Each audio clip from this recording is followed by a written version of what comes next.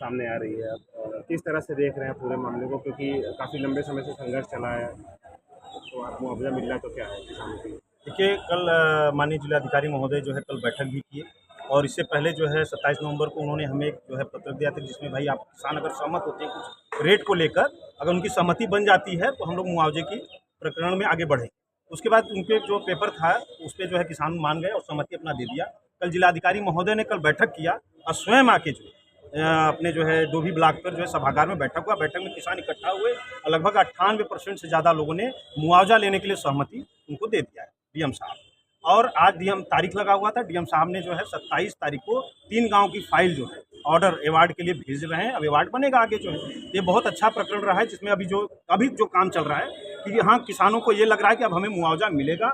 ये 2012 के प्रकरण से वाराणसी और आजमगढ़ मार्ग का निर्माण होना था 2012 के प्रकरण से, जिसमें 16 किलोमीटर का सड़क जो है बाधित है और राष्ट्रीय राजमार्ग ने किसानों को दोषी बना दिया और किसानों को ही ऊपर ही थोप दिया कि जनपद जौनपुर के किसान मुआवजा नहीं ले रहे हैं। अरे भैया, जनपद जौनपुर में 60 लाख 65-70 लाख लगभग आबादी है, पूरे जौनपुर को क्यों आप बदनाम कर रहे हो? 20 गाँव में 4000 किसानों में से लगभग 1000 किसानों को इनको बिना मुआवजे दिए बेचारे वो किसान डेथ कर गए, वो मर गए जो है, लेकिन उनको जो है मुआवजा नहीं मिला। वो प्रतीक्षा करते करते मर गए। ये रेट फिक्स नहीं कर पाए कि हमें क्या रेट देना है।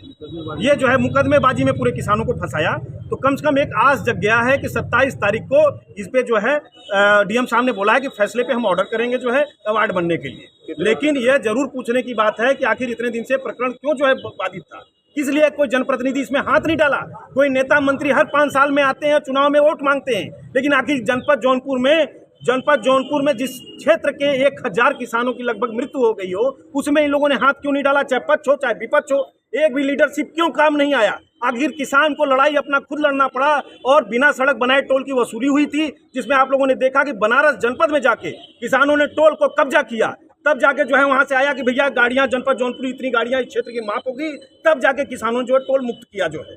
बीच में आपने एक प्रतीकात्मक विरोध किया था, हेलीकॉप्टर लगाया था, लिखा था कि सांसद और विधायकों को लेकर के लिखा था। बिल्कुल, मैंने एक हेलीकॉप्टर लगाया था जनता को भी दिखाने के लिए और नेता मंत्री को भी आंख खोलने के लिए कि नेता मंत्री जी, आप जब इस सड़क से गुजरे, ये दुर्घटना संभावित क्षेत्र है, प्रत्येक दिन यहाँ दुर्घटना में लोगों के हाथ पैर टूटते हैं या मृत्यु होता है, कृपया इस हेलीकॉप्टर का प्रयोग करें। और क्योंकि आपकी जान की कीमत जो है हमारी जनता की नज़र में बहुत है, हमारी जान की कीमत आपके नज़रों में हो या ना हो, इसलिए हमने उनको जगाने की कोशिश किया और जनता को भी दिखाने की कोशिश किया। जब 24 घंटे के अंदर अंदर उस प्रतीकात्मक हेलीकॉप्टर को उतार के हटा दिया गया, शासन प्रशासन में हड़कंप मच गया, तो मुझे ये लगा कि यार एक फोटो कॉपी से प्रतीकात्मक हेलीकॉप्टर लगाने से अगर 24 घंटे में उसको हटाया जा सकता है, तो 16 किलोमीटर पे अगर 500 लोगों की अगर दुर्घटना में मृत्यु हो जाती है, उस पर पहल करके उस दुर्घटना के रोकथाम के लिए आखिर शासन प्रशासन जनप्रतिनिधि क्यों नहीं सामने आए? हेलीकॉप्टर जनता को मैंने दिखाया कि आपकी जान की कीमत कुछ नहीं है, आपके जान की कीमत से ज्यादा वो टूटा फूटा बिना इंजन बिना शीशे का हेलीकॉप्टर है।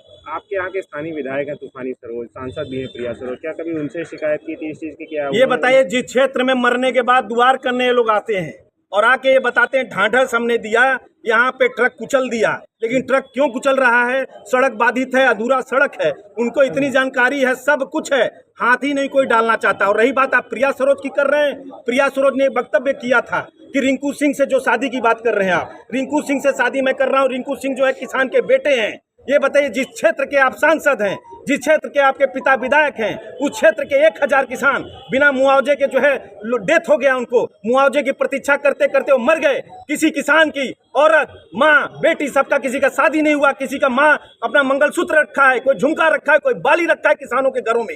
साहूकारों के पास वो ब्याज ले रहे हैं, कर्ज ले रहे हैं बैंकों से, उनको पैसा नहीं, आपको वो नहीं दिखा। रिंकू सिंह के पिता किसान है, ये कह के आपने जो है शादी कर रहे हैं।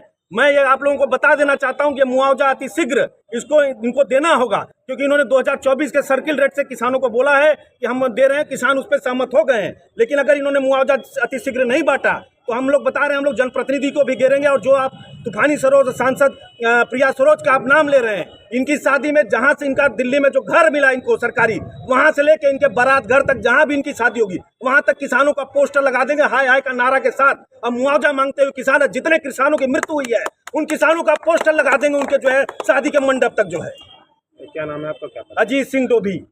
किसान नेता। मैं किसानों का नेतृत्व करता हूं और नेतृत्व ऐसा है कि आज देख लीजिए, जिन लोगों ने हाथ उठा दिया था इस मुद्दे में कुछ नहीं होगा, ये सड़क नहीं बनेगा। मैं ये बता देना चाहता हूं, मैं श्रेय नहीं लेना चाहता हूं, लेकिन मैं श्रेय इन किसान भाइयों को देना चाहता हूं जो मेरी बातों को उन नेताओं से ज्यादा मानने की कोशिश किया, हर जगह खड़ा होने की कोशिश किया और मेरा साथ दिया। आज उनके वजह से आज देख लीजिए कि 27 तारीख को अवार्ड बनने जा रहा है। ये बहुत बड़ी बात है, अवार्ड बनने जा रहा है।